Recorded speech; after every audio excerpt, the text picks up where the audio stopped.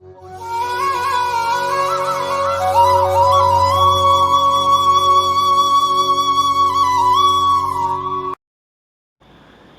பக்தர்களுக்கு என் அன்பு வணக்கங்கள்.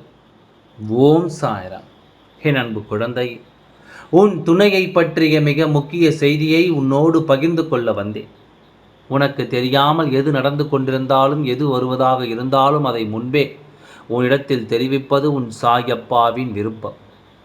எதுவும் தெரியாமல் இருக்கக்கூடாது என் குழந்தை. அறியாமல் வாழ்க்கையில் ஏதும் நடந்துவிடக்கூடாது என்று நினைக்கின்றேன். உன் சாயப்பா, அதனால்தான் இந்த நேரத்தில் உன்னை தேடி வந்தேன். என் குழந்தையிடத்தில் பல செயல்கள் உனக்கு விசித்திரமாக இருக்கிறது. இப்போது ஏன் திடீர் மாற்றங்கள் என்று மனதில் குழப்பங்களோடு நீ தவிப்பாய். சரியாகத்தான் இருந்தார், என்னவோ தெரியவில்லை, கொஞ்சம் காலமாக எனக்கு ஏதோ ஒரு வித்தியாசம் தெரிகிறது என்று உன் துணையின் மீது உனக்கு சந்தேகங்கள் வந்தது. உன் துணையின் மீது எந்த குற்றச்சாற்றும் இல்லை என்று தான் உன் சாயப்பா சொல்வேன். இருந்தாலும் அதிலும் ஒரு தவறு இருக்கிறது. உன் துணையின் அலைபேசியில் இருக்கும் என்னை பற்றி உன்னிடத்தில் சொல்ல வேண்டும். அந்த எண்ணுக்கு உரியவரின் பெயரை நான் சொல்கின்றேன். நான் சொல்லும் பெயர் அந்த அலைபேசியில் இருக்கிறதா என்று நீ பார். என் அன்பு குழந்தையே, உன் துணை சரியான பாதையில் தான் சென்று வந்தார். ஆனால் உன் துணையை சுற்றி இருப்பவர்கள் அப்படி இல்லை. சில பேர் இருக்கிறார்கள், தன் வாழ்க்கையை கவனிக்காமல் அடுத்தவரின் வாழ்க்கைக்கு ஆசைப்படும் பல பேர் இங்கே இருந்து தானே வருகிறார்கள். எப்படியாவது ஒரு உறவின் உறவை எத்தனை உறவாக மாற்றிக்கொள்ள வேண்டும் என்று இருதயம் இல்லாத மனிதர்கள் இருக்கத்தானே செய்கிறார்கள். அந்த உறவை பிரித்தால் அந்த குடும்பத்தில் இருக்கும் குழந்தைகளும் அந்த உறவுக்கு சொந்தமான உறவும் எத்தனை பாடுகளை அனுபவிக்கும் என்று தெரியாத நிலையில் இருக்கும் மனிதரற்ற இருதயங்களை நான் என்னவென்று சொல்வேன்.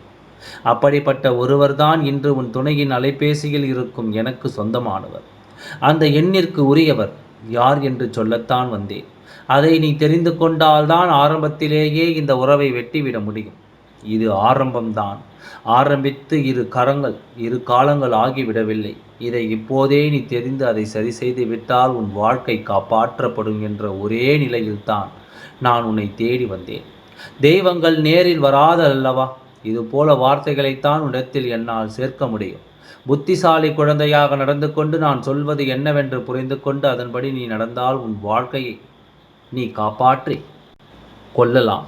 இல்லையென்றால் பலர் வைத்த குழியில் விழுந்து உன் வாழ்க்கையை இழப்பதற்கு சமமாகிவிடும். அதை நான் விரும்பவில்லை. நீயும் அதை விரும்பி ஏற்றுக்கொள்ளாதே. நான் சொல்வதை கவனமாக கேட்டுக்கொள். உன் துணையின் அலைபேசியில் இருக்கும் எண்ணிற்கு சொந்தமான அந்த ஒருவரின் பெயர் என்ன எழுத்தில் ஆரம்பமாகும் தெரியுமா? கேட்டுக்கொள். கா என்ற எழுத்தில் ஆரம்பமாகும். அந்த பெயருக்கு உரியவர். அதை தெரிந்து கொள்.